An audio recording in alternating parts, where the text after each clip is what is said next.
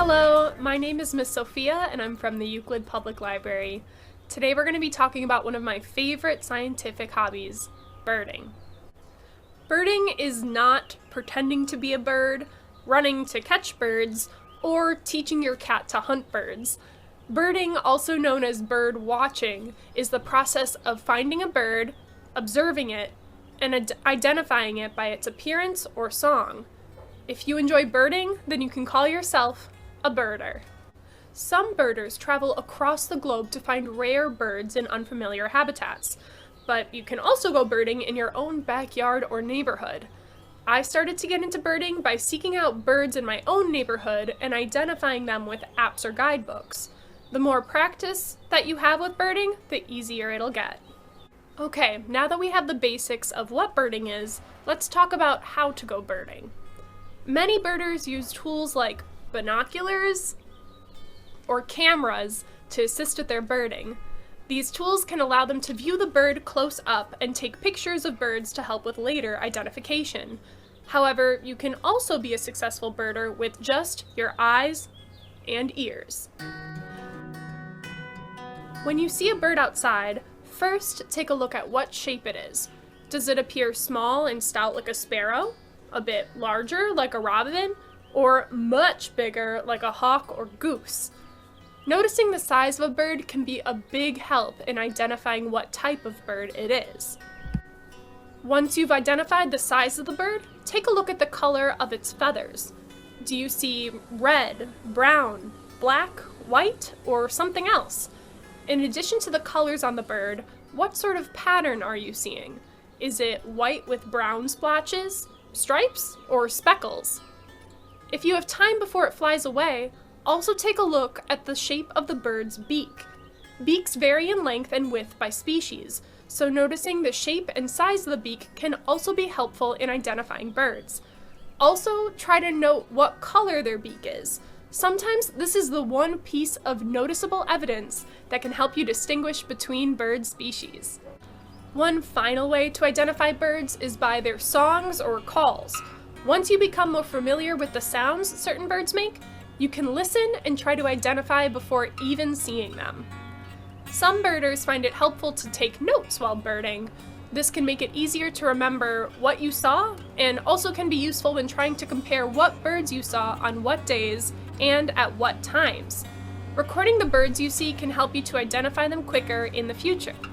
Try it out by making a table with columns for bird species, date, time, and other notes you may want to include about your experience.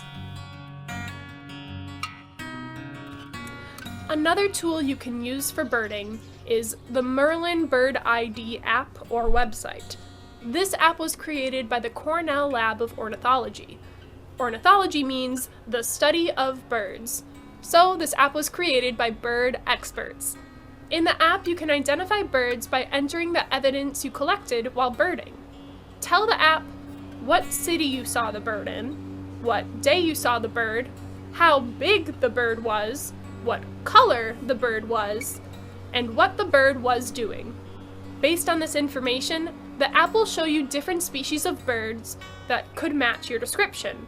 You can explore the pictures and bird songs of each species to help you identify which bird you saw. According to the Ohio Ornithological Society, Ohio is home to 433 species of birds. However, some are more common than others. Let's take a look at some species you are more likely to run into while birding. The American robin, or its Latin name, Turdus migratorius. Robins are one of the most common spring birds. They can be found digging up worms or building nests around houses and neighborhood trees. Their bright red-orange chest and brown backs make them a distinct and cheery sight. The northern cardinal, Latin name, Cardinalis cardinalis. Like robins, cardinals can be found year-round in Ohio.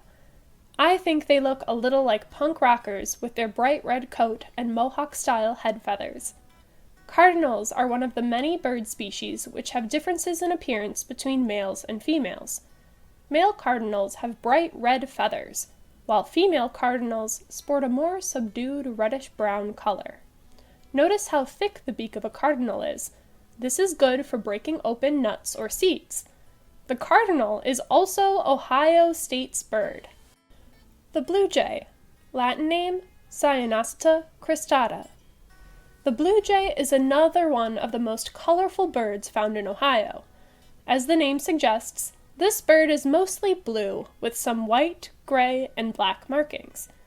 Blue jays are usually a bit bigger than robins and cardinals, and are actually closely related to crows. The call of a blue jay is loud and a bit screechy, sounding like their crow cousins and hawks. Now that you know the basics of birding, how to go birding, and some common Ohio birds, you can become a birder yourself. Try to use the techniques we discussed in this video and see if you can find any common Ohio birds in your backyard or neighborhood. Let us know what birds you find or what techniques you found to be most useful. And get birding!